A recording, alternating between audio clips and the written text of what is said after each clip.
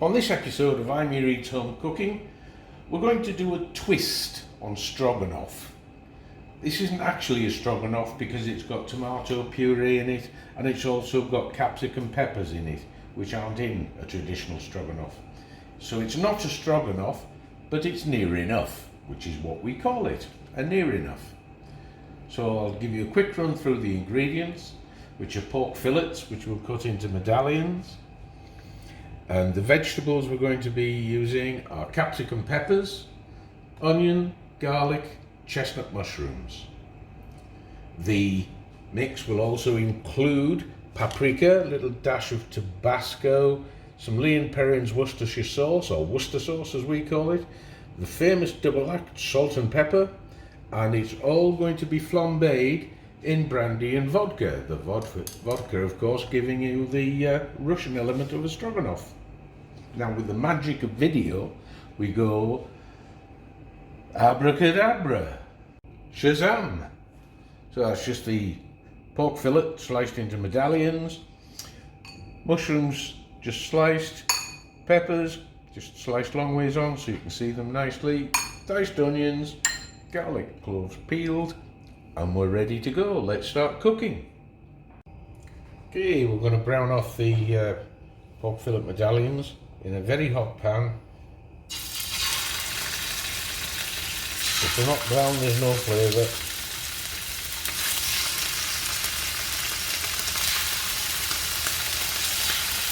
You don't want to overcrowd the pan too much, so we lay them down in like a clock pattern.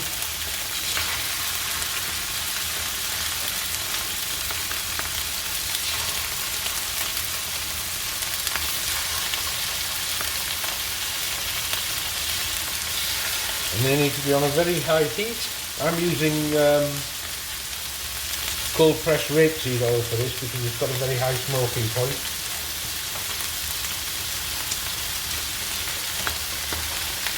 While they're in the pan, just get a bit of salt in there.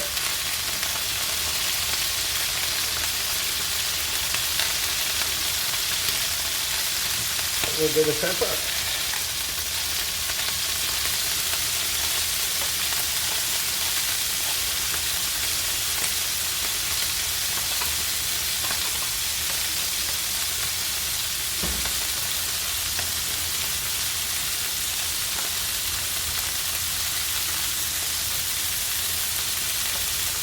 Just one little bit on each side, just to get a nice browning on the meat. A little bit more. It should be nicely brown now, so we'll turn them over. Yeah, that's what we're looking for. Just want a bit of colour, so that they're going to give a nice flavour.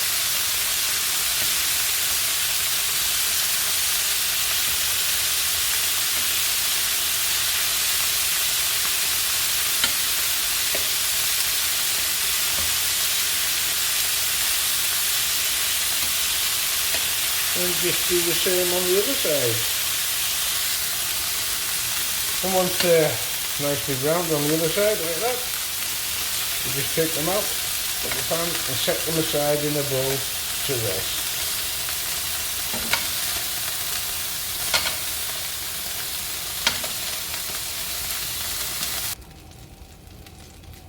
Now we've got all the meat browned, I'm going to cook the onions in exactly the same pan so we don't lose any of that lovely flavour. I've turned the heat down quite a bit now because we're not browning. I just want the onions to sweat down, as they say. Okay, now my onions have clarified a little bit. I'm going to add my mushrooms, and we're going to add the peppers, and then we're going to cook them down for a little while as well. Okay, what we're going to do now is add some tomato puree. But the trick with tomato puree is it has to be cooked. If you don't cook your tomato puree, your dish will taste very bitter. So we put the tomato puree in a little slot in the middle here, We've made a space for it. I'll just cook that out, and then I'm going to mix it in with all the vegetables.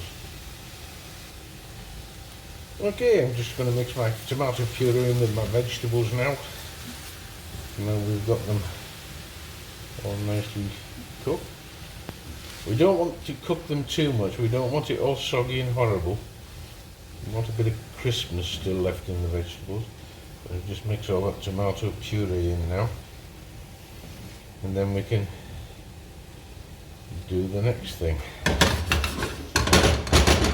And the next thing is paprika. A generous, probably 2 teaspoons, maybe more, of paprika, because it's the paprika that gives it the stroganoff flavour. So that's the paprika added, and we just mix that in now. And then a couple of little things to add flavour and bring out flavour. We want Worcestershire sauce in there, a couple of dashes, and we want Tabasco sauce just to give it a little lift. So you should now be looking at something like this, and when you are, if all's gone to plan, we're going to introduce the meat back into the equation and all the juices that have come out of it in the resting. That's all flavour. Just mix all that in, and then we get all this just nicely coated and back up to temperature. And we should now be looking at something like this. This is the point where we want to introduce the brandy and the vodka. This gives it flavour. We want the flavour of the brandy and the vodka, but we don't want the alcohol. So in order to get rid of the alcohol, we burn it off. Called a flambe. So you do tip your pan,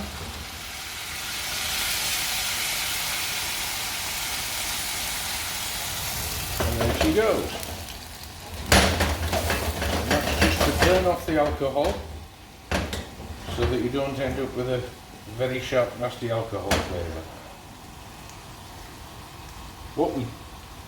What we forgot to mention was the cream. You use the cream to finish the sauce completely, so I'm going to put the whole tub of cream in there.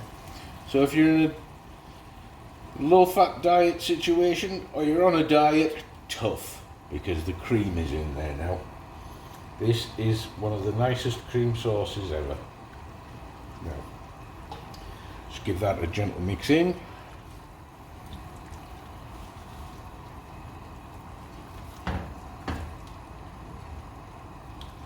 And let the cream heat up and reduce a little bit. Whilst that's going on, we have got some little baby potatoes on the boil in here, and we're going to put some green beans with this as an accompaniment as well. And now, right at the end, because it's a cream sauce, I'm going to introduce the garlic. You don't want to cook garlic in a cream sauce because it has a strange bitter flavour to it again. Opinion is divided on this in the culinary world, but the man who taught me this recipe always said never cook garlic if you're going to be doing a cream sauce. Put it in right at the end. You need less garlic and it doesn't go bitter. And that's what works for us. So what we're doing now is just reducing the sauce a little, so it's thickening up a bit, and it'll intensify in flavour as well. And we've just put some green beans on, so we're going to be steaming some green beans and having baby new potatoes with green beans with our Nearenough. So we'll show you the presentation in a moment. And that's it, we've just decanted it into a casserole, and we're going to serve it with our green beans and the baby potatoes that are underneath. So I'll show you the plate when it's finished. We put it in a casserole so people can help themselves to exactly what size portion they want. So that's just a serving suggestion. I'm sure your presentation will far exceed mine. And I hope you try it. I hope you enjoy it. And let Amy know in the comments. Bye-bye now.